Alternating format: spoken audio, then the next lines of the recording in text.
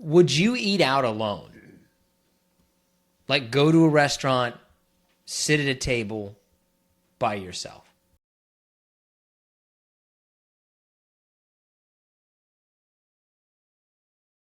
Does going to a bar and sitting in a bar count? Or does it have to be a table? No, I think going to a bar alone is different. As long as it's Okay. a neighborhood bar and as long as you belly up to the bar, I think that's acceptable. Not that eating by yourself is wrong in any way. Just like I don't know if I would have the social courage to do that. I don't think I could Uh, enjoy it. I would just feel like everybody was looking at me the whole time. Actually, the only time that I've ever done that was my couple of internet dates that left me How many times did you get stood up? 3 times. Remember, we've talked about this. Remember, it No, wasn't I that I don't got. remember the various details of all the times. I got stood Yeah. up once, and it was apparently legitimately an accident. I don't know if that's actually true or not, but I believed them. Well, one was kind of your fault for me because you wouldn't stop friggin' texting me. Remember But that that? wasn't getting stood up. She was there. You just didn't pay attention to her. I mean, well, the other two showed up, but then they left, and I had to eat without them. So, well, I was there without them. Oh, they showed up and left? Yeah, you know this. We've talked about this. I don't remember it though. And I'd also like to I'd like to relive your humiliation. How All right, long well, how long did the date last? it is. So the first one was we ordered drinks, and she looked at me and said, "I just don't think this is gonna work out," and left. Damn. How did you The, feel? How did you feel at that moment? I think I went out that night. The second one was more brutal because we had been talking for quite a while. Finally went to a very nice steakhouse in downtown Orlando. Ooh. Order drinks. Everything seems to be going well. Order food. She goes to the bathroom, comes back, grabs my hand. I'm like, this is kind of weird. Looks at me and goes, "You just don't look like what your profile picture Were you said using a you know." fake profile picture? Were you No, not at all. catfishing people? Was not cat. No, I ended up later finding out that she was kind of a nepo baby, and I had no chance from the get, and that was kind of that. But she waited until after we had ordered food to do that. So then she leaves, and the waiter comes over, and she's like, "Sir, the chef's already started preparing the meals. I don't think I can get us to take this off." And I was like, "That's fine." And I remember I took her meal home and had it like, I don't know, the next day or for, I don't know, lunch or dinner. Did it taste good or did it remind you of your pain? Oh, I mean, I was already over it. I probably went out with you both nights, after that. So, I don't know if I ever had. I only had one girl that I went on a date with that I was just like, you know what? We don't need to do this again. Only one time. But you were catfishing people with your picture? was not Who's catfishing people. was it How did I you? know this is where it was going to go? I don't How did understand. I know? See, but men look like their pictures generally. Now, a woman, Yeah. you can see a picture of a woman and then she can do her makeup or her hair, dress differently and look completely different. I think guys generally look the same. Were you using a picture from like 10 years before? No, it was a college picture, but I was less than 7 years removed from college. So you were using a picture that was 7 years old. Yeah, but I haven't changed that much. Like, I mean, especially they at didn't that think point. that you looked like you. She was I she was understand just because I have a LinkedIn bio that I use a picture that's probably 5 or 6 years old now.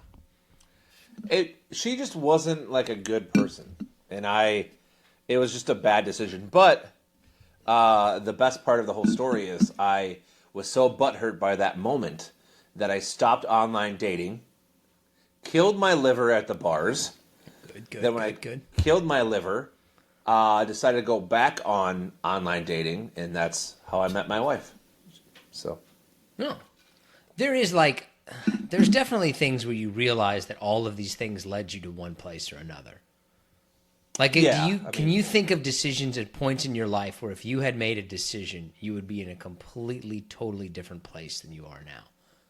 Not a big decision, but a little decision. I also think back to, man, should I have made those decisions and see where life, would have taken me? That's all I want when I die. That's what I want when I die, is to go to wherever you're going, imagining that you get to go somewhere. Like, imagine that you get to go somewhere. The thing that I would really want to know when I died, I would want like a review of all the different things I could have done. Like, if you would have chose option A here, this is what would have happened to you. If you would have chose option B, this is what would have happened to you. I would just like a review when I die of all the things that I could have done. Or a PowerPoint presentation. Because, like, what if... I mean, it's not like I'm unhappy at all with my life. I'm grateful for it. But, like, what if you die in... if you would have taken that cross-country move and you would have become a billionaire and had the model wife and... I don't need to know that. You know what I mean? I don't want to look back. I don't want to have a reel shown to me when I pass away. Oh, I would love to have a reel shown to me. Like, you could have been this, or you could have been this. Because you're definitely going to have some that are better and probably going to have some that are worse. I would just like to see what the possibilities would have been for my life. That's what I want when I die. When I die, assuming I'm going to die much sooner than all of you, if I keep eating 6 cheeseburgers a day and drinking Coke like it's chocolate milk, I really just want to hang out with you all in the afterlife. That's all I want. I want my wife, my kids, my friends. I don't need anything else. Do you really think that you could be with your wife for eternity? I mean, what? I guess so. The first question that comes to my mind is like, what's the other option? Just being alone? Do you think that you could spend the rest of eternity with your wife, with anybody, like the next 20 million years? How long have you been married? 35 million years. I mean, of course not. But if I had to pick anyone, I'd pick her. Sure. I wonder how long. Okay. If you had to put a number on it, how long, how many years total do you think you could spend with your wife?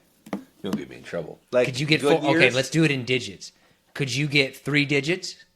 Like 100 years? 100 years to 999 years. Could you get 3 digits? Could you get 4 digits? But like, I'm not aging, right? The years are just passing. You're both trapped in what you are both set in what you consider to be your prime. How long could you legitimately spend with your wife? I mean, hitting 3 digits would be tough. 100 years married to the same person would be pretty hard.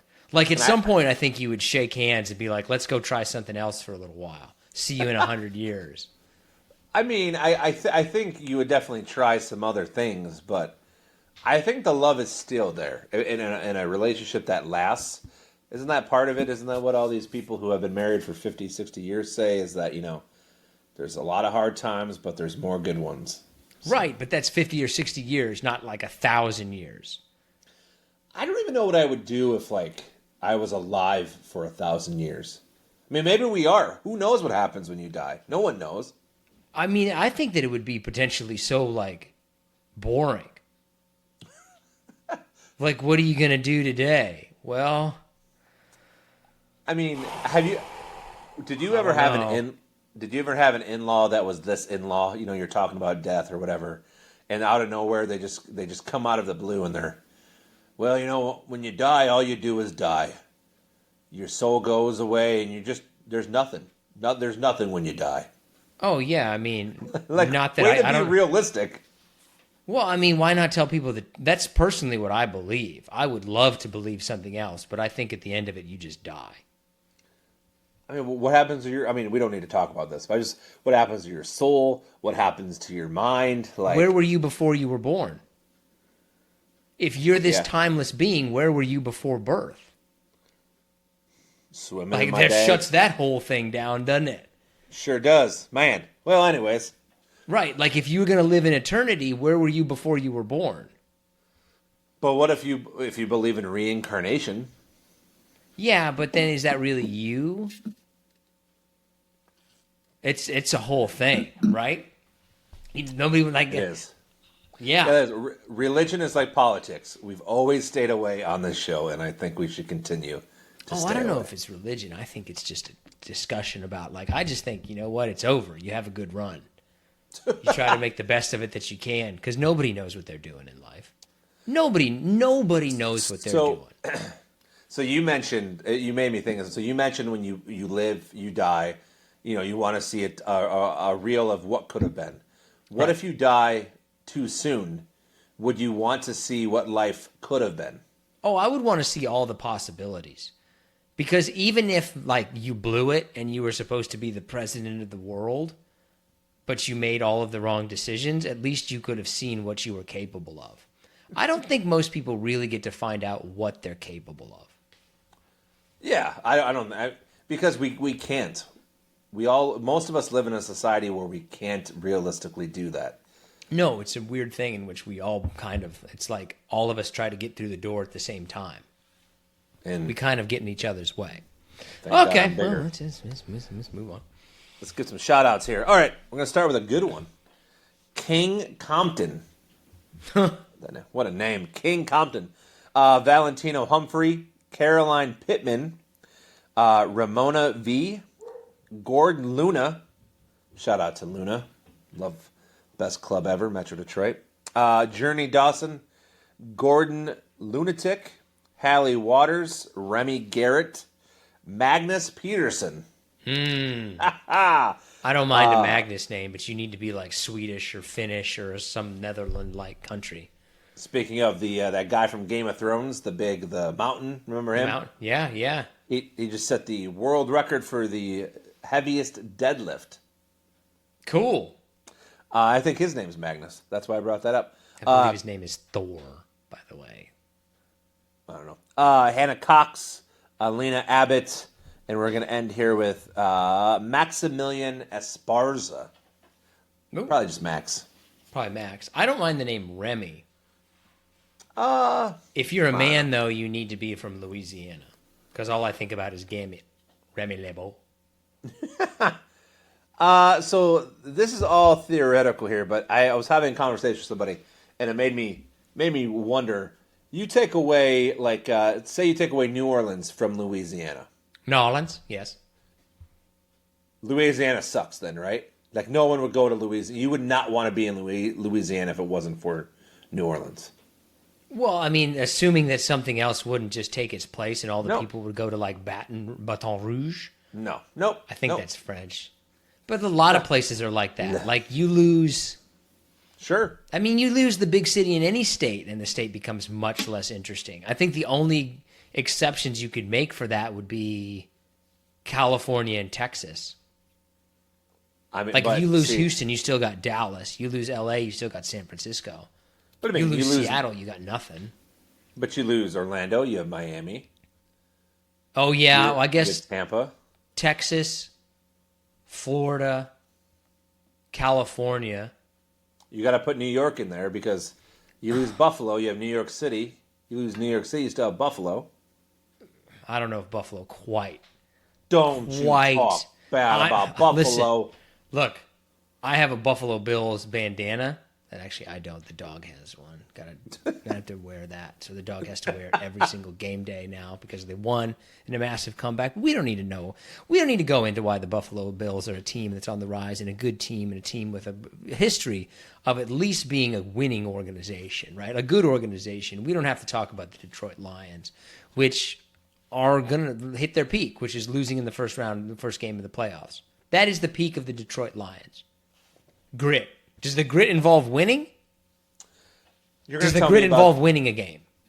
For those of you out there that aren't aware, and I don't blame you, the Buffalo Bills went to 4 straight Super Bowls in the early 90s and lost every one of them. Oh, so coming in second is somehow worse than losing in the first round of the playoffs. It's like, oh, you're not a good team because you got to the Super Bowl and lost. We're a better team because we lose in the first round. If we were having this debate for real, yes, I would say coming in second, I would rather finish last. I would rather not even make the playoffs. That doesn't make them a better team. Like, oh, it's you know who the better team is. Look, the team that placed second is not as good as the team that placed 14th. I'm not saying that the Lions were better than the Bills or The the Lions Bills have back never then. been good at anything except for losing. They were one quarter away from getting to a Super Bowl 2 years ago. They were a good team. Oh, so they were a good team because they were one quarter away from getting to a Super Bowl. No, I'm just saying. Is that your rationale for what's a good team? Why are you such a troll? I'm going to give you a costume.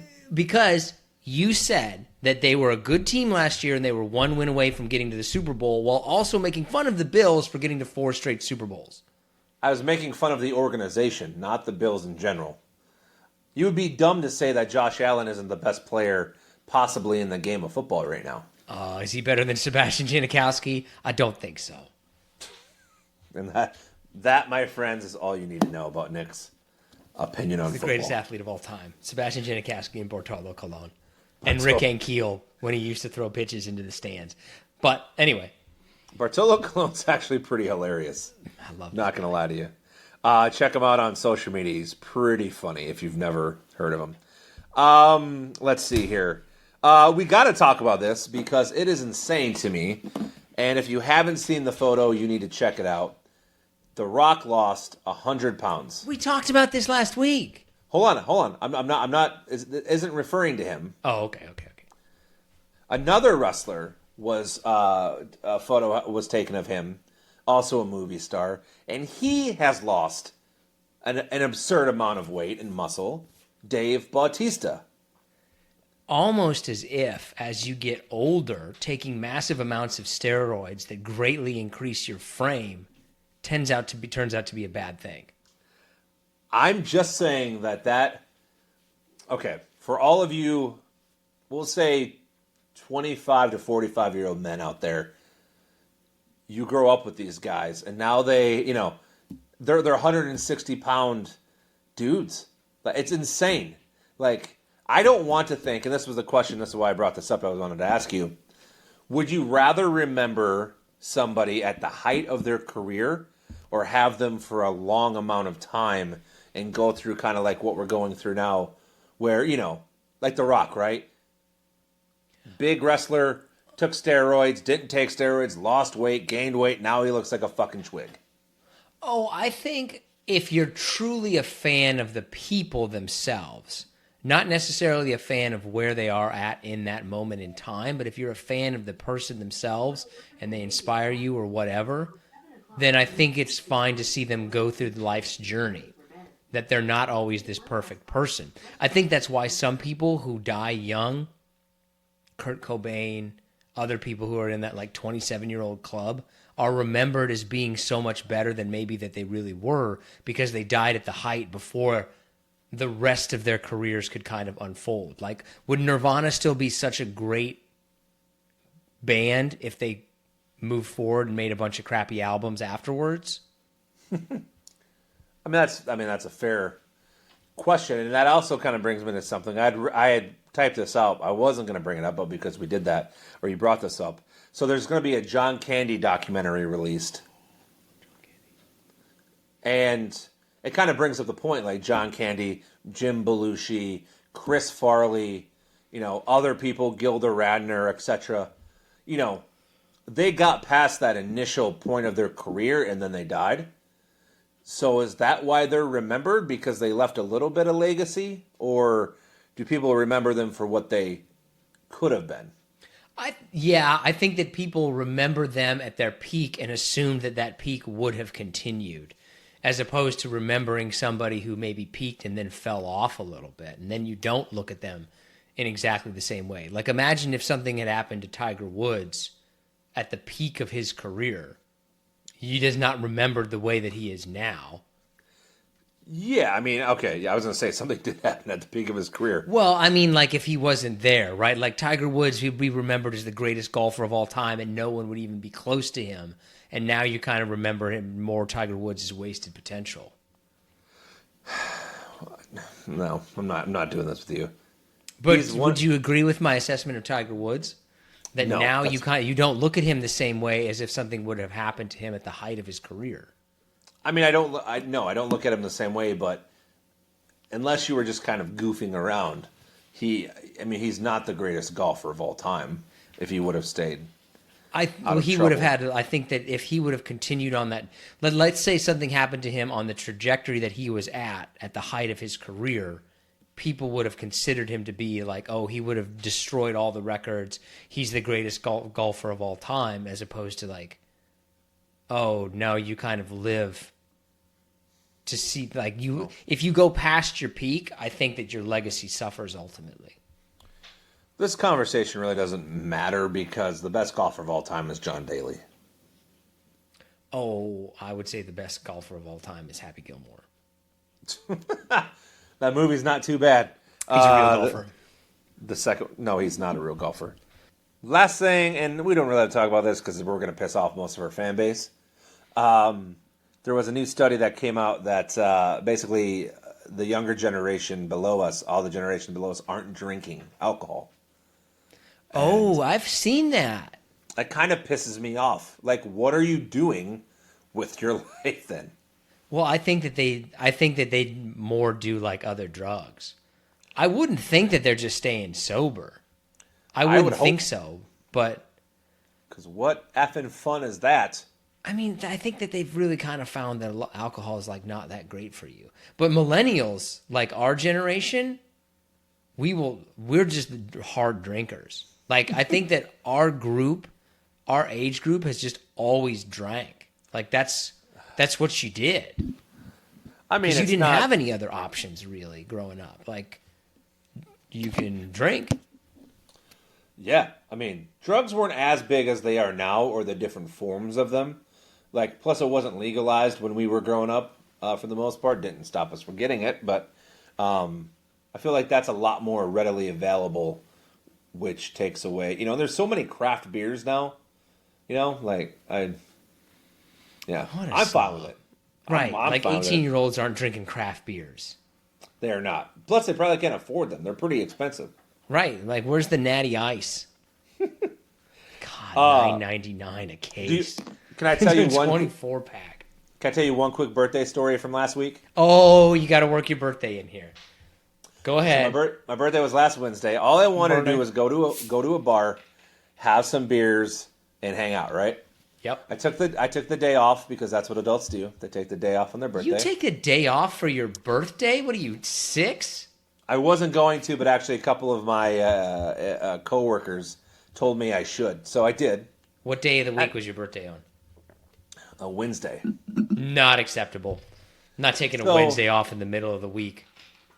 So I go to the neighborhood hole in the wall here in my city, and I'm known, I guess, like you know people. I walk in, it's 11:59 because I'm not going to start drinking till afternoon, right? You have standards. Walk in, there's a couple people that are already kind of drunk, which is fantastic because they opened at 11. Sit down, and they have one of my new favorite current snob beers on tap. And bartender comes over, she's like, hey, what can I get you? I'm like, can I get one of those? And she's like, you want it a tall? I'm like, sure. She gives it to me. I drink it pretty fast. A buddy comes up. I have another one. Another buddy comes up. I have 3 of these. 24 ounces apiece. 72 ounces of beer. 72 ounces. 6 beers, basically. 12% beer in less than 3 hours. And it was a great time. And I love it. But anyways. So yes, I would prefer snob beer over Busch Latte any day. I just don't know I don't know what you're either doing right or doing wrong in life that you're going to a bar at 11:59 on a Wednesday to get hammered. Like, you're either doing something wrong or doing something right, and I don't know which one it is. Well, I did everything responsibly, right? I had an appointment in the morning. We did that. We took the kids to school, went to the appointment. Not only did that happen, I got a run-in before I went, and I walked to the bar, and then my wife picked me up after, and I still made it to kids drop-off or pick-up. Did you pick the kid? Like, you went with your wife to kids pick-up, I'm assuming. Yeah. You didn't go pick up the kids by yourself. No. My wife drove me home from the bar, and then, why didn't you just walk back, you lazy ass? How far away is the bar from your house? a mile and a half. It's a Oh, that's an 25 minute. easily walkable drunk distance. I don't Yeah, mind just walking around. Do you remember the last time we hung out and we went out to your local neighborhood bar in Tucson or Phoenix, wherever it was, and you're like, let's ride bikes. Yeah, well, you gave me a bike with 2 flat tires, you dick. Sorry, a man could have handled it. Yeah, well, I did make it work. Except you taunted me the whole way like a real asshole. That's what you do. That's how you know who your friends are. Do you have anything else? No, I'm getting hot. I'm getting sweaty. Let's move on. All right, so our top 5 is top 5 celebrities named after fruit. Who's your number 5? Did you find that this list was actually like there was too many once you started looking it up? Oh yeah, there's a crazy amount of people named after fruit.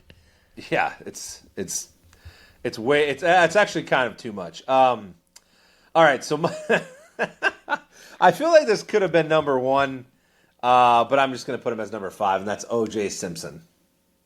Oh, I don't have him on my list only because for some reason I didn't feel like O.J. counted. I figured there was orange in the name, so it counts. It's a fruit juice, right? So yeah, I just for some reason didn't feel like it counted. My number 5 is Halle Berry. I would have put Halle Berry higher, but it's too generic of a name. Like she's not specifically named after a specific fruit.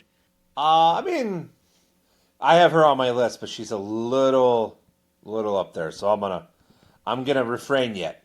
Don't tell me the answer, but I could see you putting her as number 2. You are wrong. Okay, what's your number 4? My number 4 is Daryl Strawberry. Oh, way too high for Daryl Strawberry. I think that he should be much lower than that. I think Daryl Strawberry is an iconic fruit name. I mean, it's good, and it also it's even better because he was like a wild person, right? Like he was, he was crazy. A fruit. So, yeah, he was. He was a fruit. My number 4 is Julius Peppers.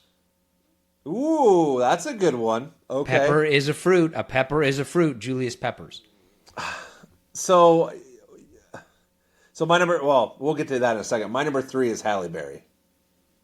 Okay. Yeah. I mean, you have to. She's probably the best looking fruit on the list, so. Yeah, I could go as high as, I mean, if somebody put Halle Berry as number 1, I wouldn't argue with it that much, only I think that she needs a more specific fruit name. I think she's the easy one, right? When you think of fruit names, like she's the easy one because she's just amazing. So, my number 3 is Don Cherry, the hockey announcer. Yeah, he's a good person. Dressed the part. Ever. Oh wait, did he do something? No, isn't he like? He's not. He's very Canadian. We'll put it that way. Oh, you got something wrong with Canada? No, I remember back in the mid '90s when the Detroit Red Wings had a line called the Russian 5, and all he did was just mock it and make fun of the Russians, those specific Russians. And it's like, dude, like get a grip. They're fantastic hockey players. Like Detroit, no one outside of Detroit has respect for Detroit. We won multiple Stanley Cups with that team. So. Oh wow, hockey. So just so you know, was it on TV? Was it even on TV? There's a reason why we're called Hockey Town. Didn't know that. Yeah, because you're not a real fan. You're not a real man. Not of the Detroit Red Wings. No. What's your number 2? A real man would know that. So you're gonna hate this, and I don't know. Actually, I wanted to get him on the list, so I put him as his number 2. Though I don't think he's a fruit. Carrot Top. Who is it? Who? Carrot Top. That's not a fruit. Not a fruit. I'm keeping it as a fruit. I want to put him on the goddamn list. I'm keeping him on the list. My number 2 is Fiona Apple. Great fruit, great musician. Okay, can you name me anything that she sang? No.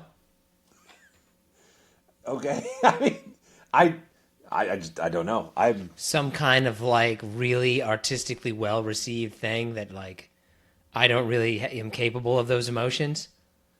I mean, so the problem. So I was looking at her name. I'm looking at it right now. when I look at her, I think of that Canadian singer, Alanis Morissette. I can't. Oh yeah, separate them Criminal? at all. God, I actually don't know Criminal, any of. sure. I don't Sure, really know that's- any of Fiona Apple's other songs. Can you name a couple? Maybe somebody out there knows them. Criminal, Sleep to Dream, Across the Universe, Every Single Night, Pure Imagination, Shamika. Criminal is probably Okay. her biggest hit, though. Yeah, Criminal for sure. Yeah. I don't remember the name of it. Fast as You Can, Paper Bag, Pretrial. I actually haven't heard of any of these songs. Angel Eyes, Anything You Want. Oh, yeah. Bridge Over Troubled Water, but I think that's probably a... what do they call it when they redo an older song? Like a remake? A remake. Yeah, I couldn't think of the word. Who's your number one? Or a rehash? Well, Who I just is wanted your to... number one going to be? I have no idea.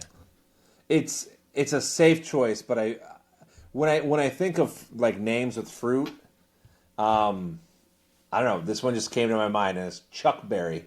Oh, okay. If So- if it had been more our time, I could have gone Chuck Berry. My number one is Daryl Strawberry. Great fruit, great player, interesting I mean- story. Like you knew who he was. Yeah, Chuck Berry for me is number one because of everything he did, everything he contributed. Dude he was a masterclass. Changed the guitar forever. Oh yeah, he probably should have been number one. He was probably of those people probably the most talented. Do you have anything in your honorable mention? I only have one. I actually don't. Yeah, I don't. Bob Lemon.